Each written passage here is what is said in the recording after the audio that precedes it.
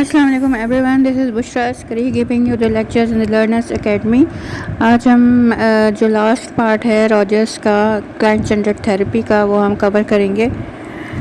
جیسے کہ میں نے پچھلے لیکچرز میں آپ کو بتایا تھا کہ راجرس کی جو تھیراپی ہے وہ پرسن سینٹرڈ اپروچ ہے، اور وہ جو ایمفیسائز کرتی ہے پرسن پہ ایمفیسائز کرتی ہے rather than looking at person merely as student اور ایز اے کلائنٹ، یعنی کہ جیسے انسان ہے وہ اس پر فوکس کرتا ہے، یعنی کہ وہ کسی ایز اے اسٹوڈنٹ کو نہیں فوکس کرے گا یا کلائنٹ کو نہیں فوکس کرے گا، بلکہ جیسے انسان کی جیسے اس کی ایگزسٹنس ہے اس کے مطابق ہی وہ فوکس کرے گا۔ Conditions that Rogers feel necessary for therapy. اچھا، جو کنڈیشنز بتاتا ہے راجرس کے کلائنٹ سینٹرڈ تھیراپی میں کیا ہونی چاہیے ایک تھیراپی کو بینیفیشیل بنانے کے لیے، اس میں ہے client and therapist are in the psychological contact.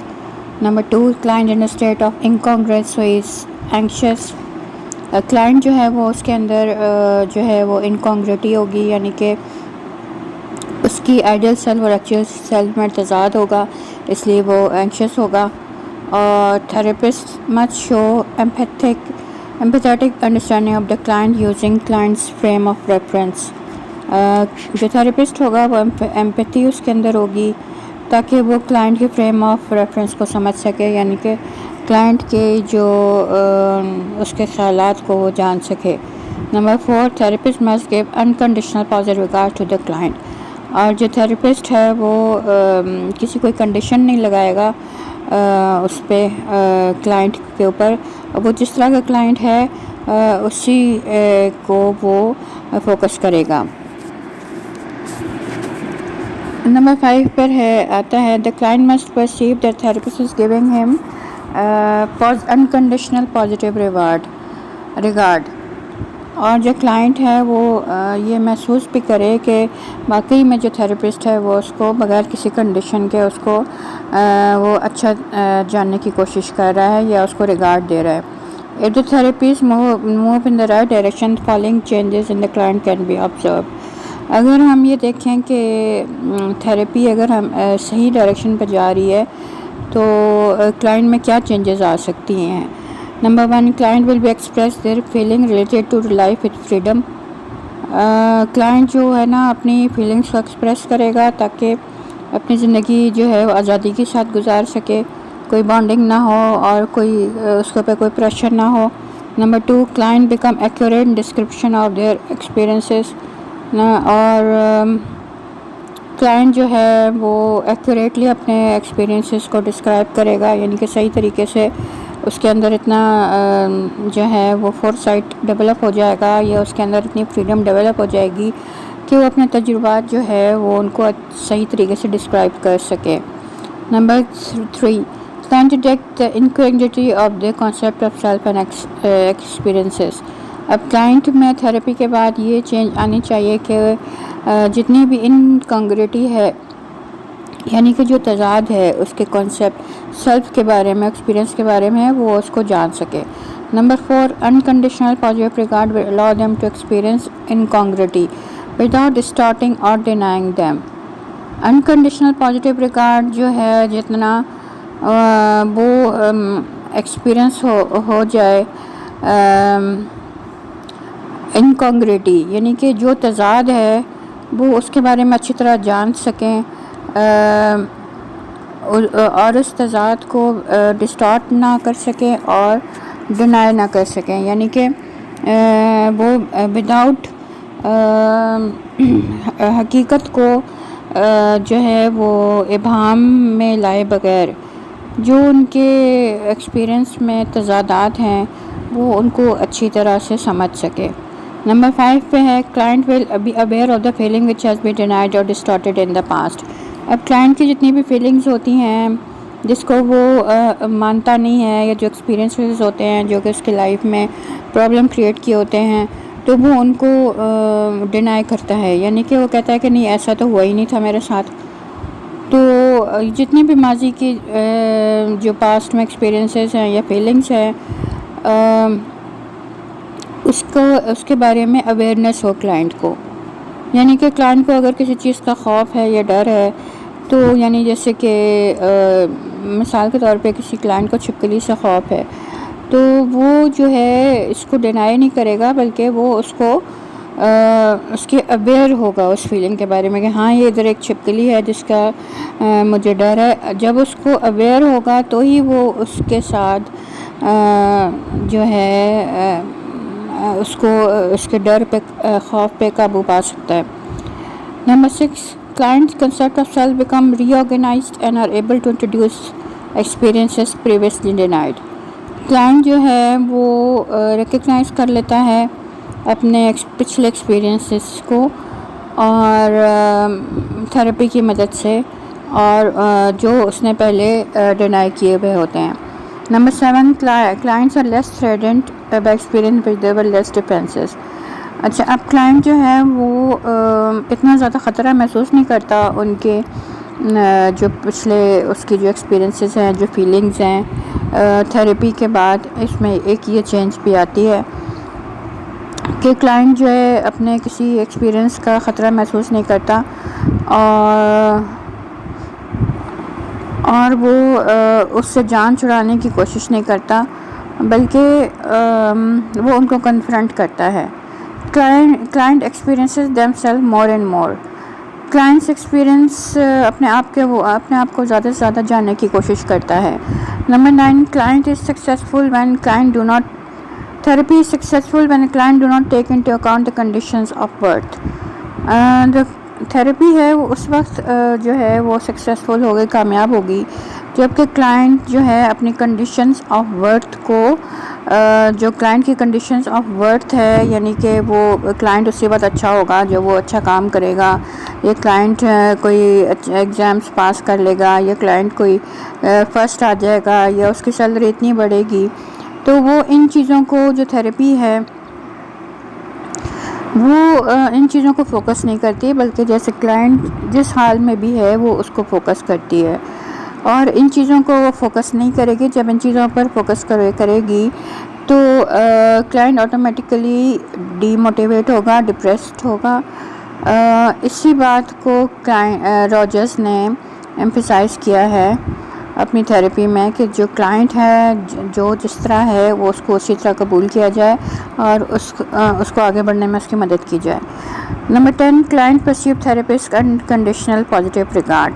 جیسے میں نے آپ کو پہلے ہی بھی بتایا کہ پچھلے پوائنٹر سے یہ ملتا ہوا ہے کہ کلائنٹ جو ہے اس کو یہ بات وہ پرسیو کر لے، اس کو سمجھ آ جائے کہ جو تھیراپسٹ ہے وہ اس کا جو بغیر کسی مطلب کے کلائنٹ کو وہ اچھا کرنے کی کوشش کر رہا ہے، یعنی کہ اس کی سیلف برتھ جو ہے تھیراپسٹ کے نزدیک اچھی ہے، یعنی کہ اس کو کوئی مطلب سے وہ کلائنٹ سے بات نہیں کرے گا، یعنی کہ کلائنٹ سے کہ اس کی سیلری اچھی ہو یا اس کی بہت اچھی پوزیشن آئے یونیورسٹی یا کالج میں، اس بات سے اس کو مطلب نہیں ہوگا۔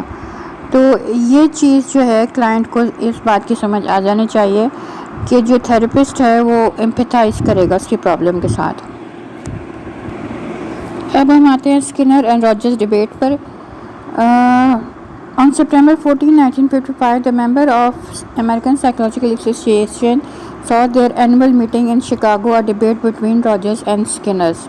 اچھا، جو اب ان راجرز اور اسکنر کی جو ڈیبیٹ تھی، یعنی کہ جو جیسے ان کی تھیریز تھی، وہ اس کو کمپیریزن کے لیے اے پی اے نے ایک میٹنگ بلائی۔ راجرز نے کہا کہ subjective approach and believe that humans are innately good.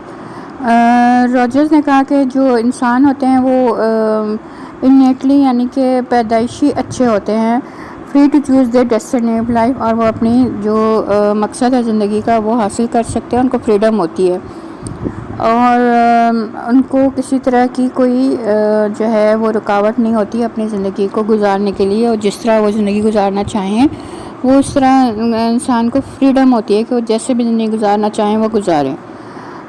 Skinner نے یہ کہا کہ نے آبجیکٹیو اپروچ دی۔ اس نے کہا کہ جو بیہیویئر ہے وہ in terms stimulus and response کے مطابق ہوتا ہے۔ According to stimulus according to the Skinner, اس نے کہا کہ اگر انسان اچھا کرے گا تو اس کو ریوارڈ دیا جائے گا، اور اس کو اور اگر اچھا نہیں کرے گا تو اس کو پنشمنٹ دی جائے گی. تو اس کی آبجیکٹیو اپروچ تھی، جبکہ راجرز کی جو سبجیکٹیو اپروچ تھی. Both men agreed that behavioral signs were growing as well as a good sign. Skinner's emphasized on the control of behavior from outside, whereas Rogers was of the opinion that such an environment could be created where humans feel free to actualize. Skinner کا یہ کہنا تھا کہ جو behaviour ہے وہ out side سے control ہو سکتا ہے، یعنی کہ اس کو اگر اچھا کام کرے گا ایک انسان تو اس کو اس بات کا انعام ملے گا، اور اگر اچھا کام نہیں کرے گا تو اس کو پنشمنٹ ملے گی. جبکہ راجرز نے یہ کہا کہ جو انوائرمنٹ ہے ایسی ہونی چاہیے جس میں جو انسان ہے وہ فریڈم اس کو حاصل ہو اور فری ٹو سیلف ایکچولائز، یعنی کہ وہ اپنی گروتھ کر سکے. Audio and recording of the therapy session was where Rogers started so that student trainers can be benefited in training. اچھا، اب یہ دونوں کے تو فرق ہمیں پتہ لگے، راجرز اور اسکنرس کی جو تھیری تھی.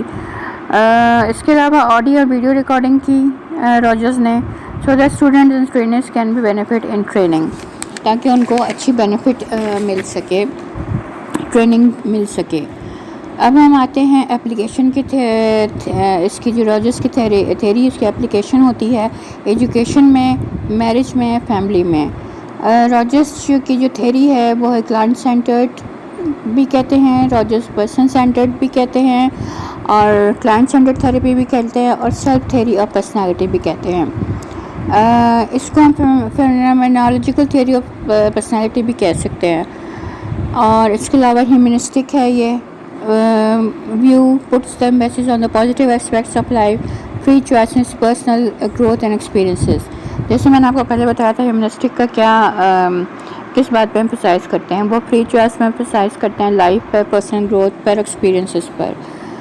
In order to understand the personality of my Pakistani student, I have to study their frame of reference, how they feel and how they believe. So I put myself in their position and understand their personality. Empathy. سب سے زیادہ important بات جو اس نے کی ہے Rogers نے، وہ empathy کی ہے. یعنی کہ اگر ہم کسی کو جاننا چاہیں، کسی اسٹوڈنٹ کے کسی پرابلم کو جاننا چاہیں تو ہم اس کو اس کے جو ہے پوزیشن پر رکھ کے سوچیں گے تو ہی ہم جان سکتے ہیں کہ اس اسٹوڈنٹ کو کیا پرابلم فیس کرنی پڑ رہی ہے اپنی لائف میں یا اپنی اسٹڈیز میں. تو نمبر 3 پہ ہم ایکچولائزنگ ٹینڈنسی ہے، جو اس کی امپورٹنٹ اسپیکٹ ہے کہ گروتھ ہے اس کی. Innate need to survive, grow enhance oneself. ایک انسان جو ہوتا ہے جب وہ پیدائشی طور پہ وہ گرو کرنا چاہتا ہے اور اپنے سیلف کو وہ اچھا کرنا چاہتا ہے. نمبر 4 پہ fully functioning person is Rogers view of the good life. جو انسان فلی فنکشننگ ہوتا ہے وہ اکارڈنگ ٹو راجرز اس کا مطلب ہے کہ وہ اچھی زندگی گزار سکے گا. یعنی کہ فلی فنکشننگ مینس کہ وہ اپنی زندگی کو بہتر سے بہتر بنانے کی کوشش کرے گا، اور وہ جس طرح کا بھی ہے انسان وہ اس کو ایکسیپٹ کیا جائے اور اس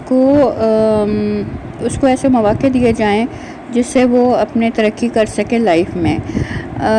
تو یہ ہمیں آج کے لیکچر سے یہ ہمیں بات ثابت ہوئی کہ راجرز کی جو تھیوری تھی وہ ہیومنسٹک تھی، اور اس کے اندر انٹلیکچولائزنگ ٹینڈنسیز تھی، اور اس نے اس کانسیپٹ آف سیلف پر جو ہے وہ فوکس کیا ہے، نیڈ فار پازیٹیو ریگارڈ پہ فوکس کیا ہے، کنڈیشنز آف برتھ پہ فوکس کیا ہے، اور انکنڈیشنل پازیٹیو ریگارڈ پہ فوکس کیا ہے، اور experience of threat and forces of defences پہ فوکس کیا ہے. اور اس کے جو 5 کریکٹرسٹکس جو ہیں وہ امپورٹنٹ ہیں راجرز کی تھیوری کے، جس میں ہے openness to experiential living, organismic trusting, experiential freedom, creativity اور سائیکولوجیکل میچورٹی. آج کا ٹاپک اب یہاں اینڈ ہوتا ہے. اسٹوڈنٹس آئی ہوپ کہ آپ کو راجرز کی کلائنٹ سینٹرڈ تھیراپی کی جو بیسک پوائنٹس ہیں ان کی اچھی سے سمجھ آ گئی ہوگی. اوکے نیکسٹ لیکچر میں ملتے ہیں. آج کا اتنا ہی. Okay thank you.